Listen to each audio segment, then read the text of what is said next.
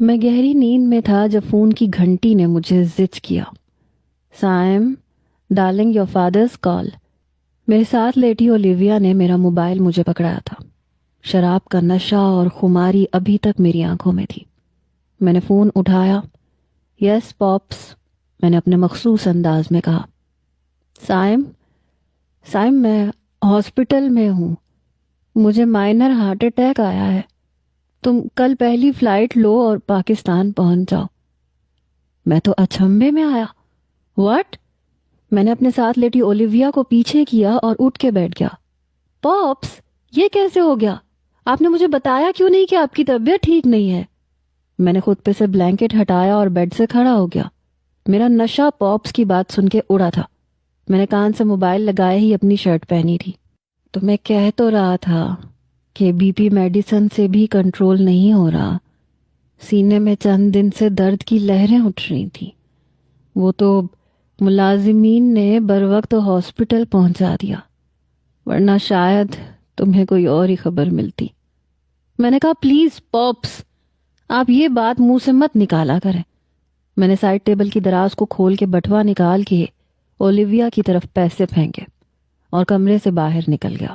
میں نے اپنے والد سے کہا کہ میں کچھ دیر میں ایئرپورٹ پہنچ رہا ہوں، جیسے ہی پاکستان کی فلائٹ ملے گی میں آپ کے پاس پہنچ جاؤں گا، آپ نے فکر نہیں کرنی۔ میں واقعی بے حد پریشان ہو گیا تھا۔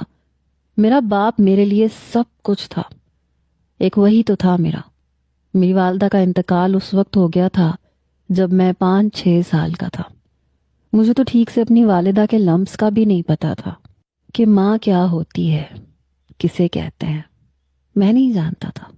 بس سب کچھ میرے پاپس تھے۔ میرے والد ماسٹر مائنڈ تھے۔ بزنس میں ان کا مائنڈ بہت اچھا چلتا تھا، یا آپ انہیں خوش قسمت بھی کہہ سکتے ہیں۔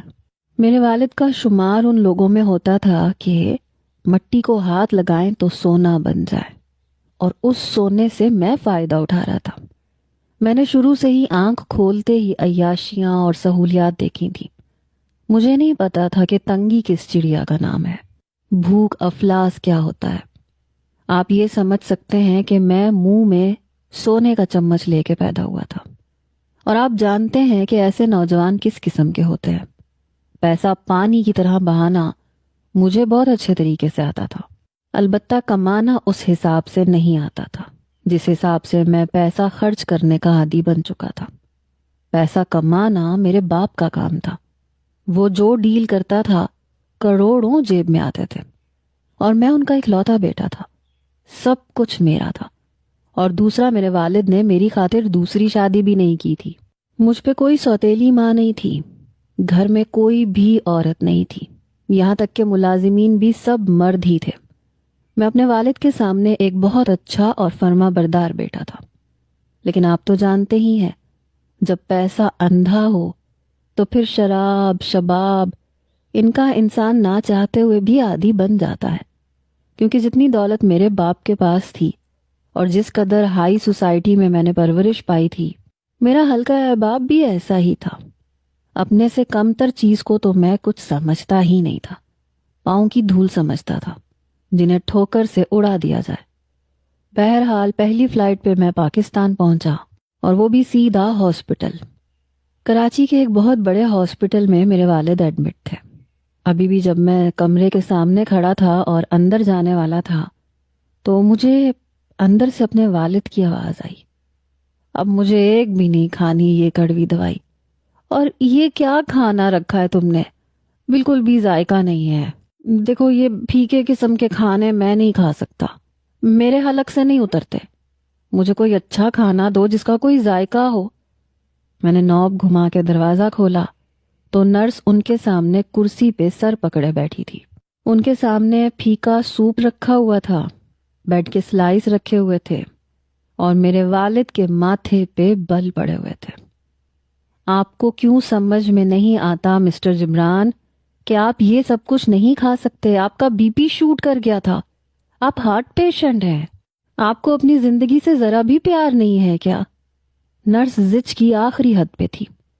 اوہ پلیز، ایسی زندگی کا میں نے کیا کرنا جس میں پھیکے کھانے ہوں؟ ارے جتنا سانس میں لکھوا کے لایا ہوں اتنے ہی لے کے جاؤں گا۔ कम से कम अपनी मर्जी से तो अपनी जिंदगी जी लूं। देखो लड़की, पाबंदियों से मैं बहुत दूर भागता हूं। इसीलिए तो मैंने दूसरी शादी नहीं की, क्योंकि पहली बीवी भी मुझ पे पाबंदियां लगाती थी। ये मत खाएं, आपकी सेहत के लिए अच्छा नहीं है। सिगरेट ना पिएं, आपको नुकसान होगा। उसके मरने के बाद मैंने तौबा कर ली थी शादी से कि दोबारा अपनी जिंदगी में औरत नाम की किसी मखलूक को नहीं लाऊंगा। अपने बेटे की अकेले परवरिश की है मैंने। मेरे घर में कोई फीमेल मुलाजिमा तक नहीं है, सिर्फ इसलिए ताकि मैं ये फीके गंदे खाने ना खाऊं। जाओ जाओ, यहां से ले जाओ, मैं नहीं ये खाऊंगा, और ना मैं ये दवाइयां खाऊंगा। मैंने गहरी सांस ली। अपने बाप की इस आदत से मैं भी आजिज था। वो बिल्कुल परहेज नहीं करते थे, ना सिगरेट छोड़ते थे, ना चटखारेदार मजेदार खाने। उनकी शायद ये सबसे बड़ी कमजोरी थी, जो उनकी मुज़र सेहत का भी सबब थी। आपको शायद यकीन नहीं आया